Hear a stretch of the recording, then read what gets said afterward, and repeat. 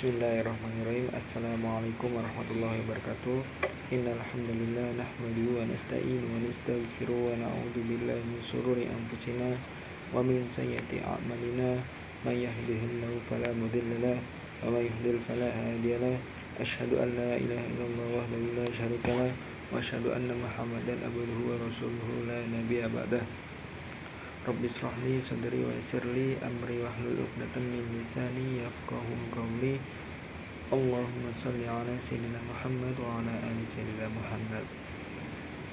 Yang terhormat kepada Bapak Bayi Mujrimin MPDI, pada kesempatan kali ini izinkan saya untuk memenuhi tugas UAS saya, yaitu dengan mempresentasikan tentang akhlak terpuji dan akhlak tercela. Oke teman-teman, mari saja kita langsung bahas. Tapi sebelum itu saya akan menjelaskan dulu latar belakangnya, yaitu akhlak merupakan bagian yang tidak terpisahkan dari ajaran Islam. Rasulullah SAW sendiri diutus ke dunia untuk menyempurnakan akhlak manusia, sebagaimana sabdanya, sesungguhnya aku diutus hanya untuk menyempurnakan akhlak yang mulia. Hadis riwayat Ahmad. Nah, dalam kehidupan sehari-hari, akhlak menentukan baik buruknya hubungan antar manusia dan menjadi tolak ukur keimanan seseorang.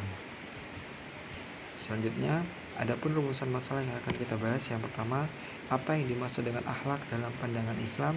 Yang kedua, apa saja bentuk dan dampak dari akhlak tercela atau akhlak mazmumah. Yang ketiga, bagaimana cara menumbuhkan dan membiasakan akhlak terpuji dalam kehidupan sehari-hari.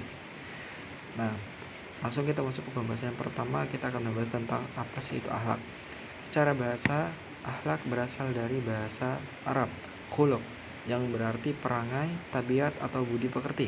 Secara istilah, akhlak adalah sifat yang mendorongnya untuk melakukan perbuatan secara spontan tanpa pertimbangan terlebih dahulu.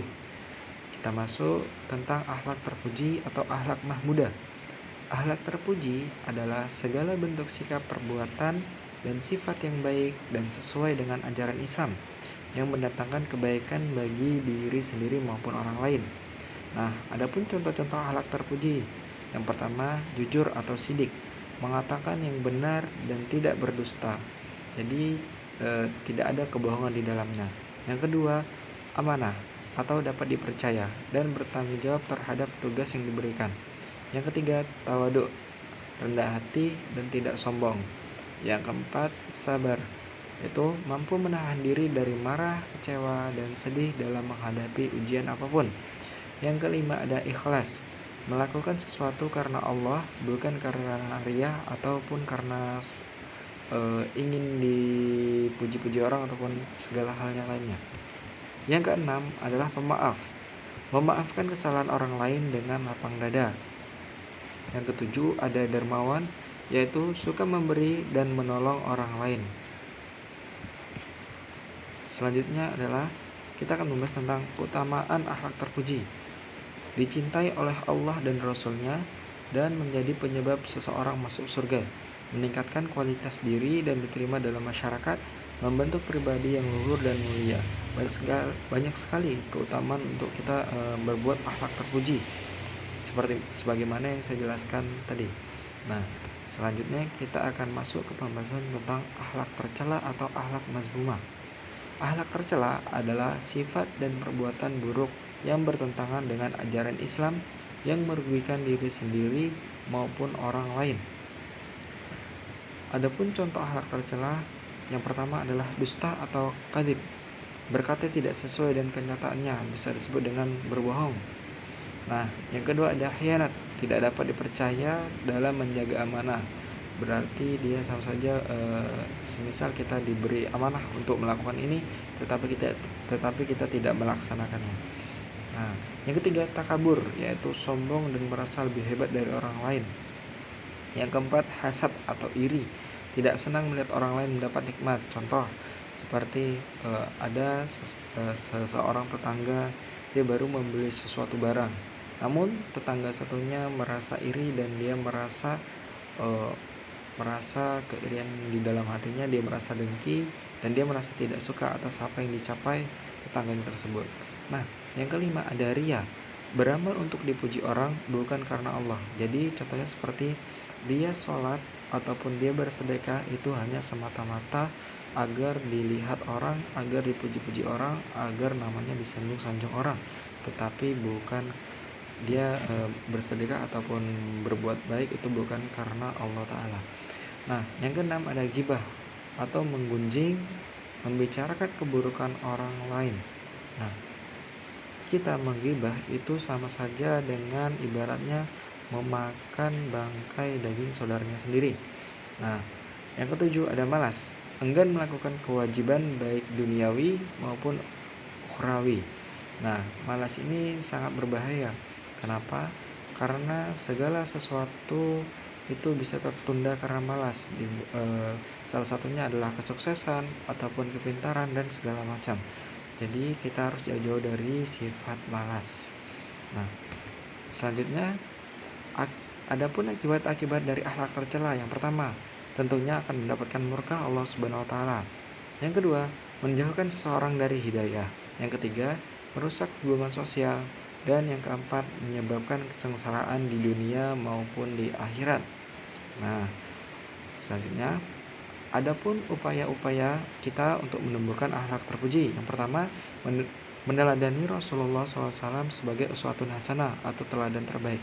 Jadi kita tuh melihat mencontoh perilaku-perilaku Rasulullah dan mengamalkannya dalam kehidupan kita sehari-hari.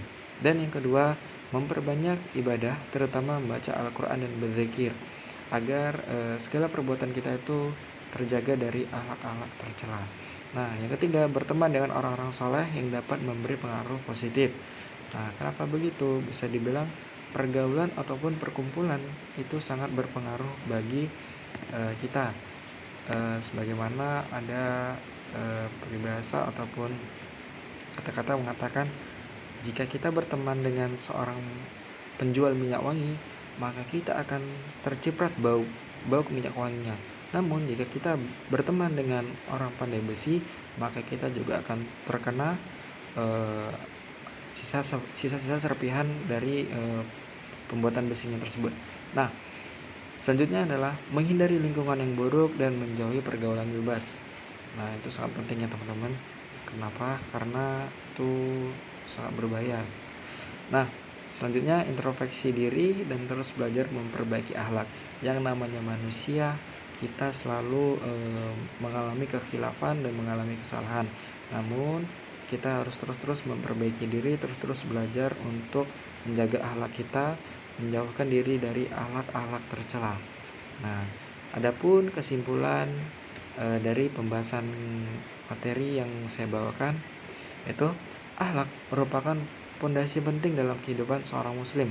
Akhlak terpuji membawa kebaikan dan keberkahan, sementara akhlak tercela membawa kehancuran dan kehinaan.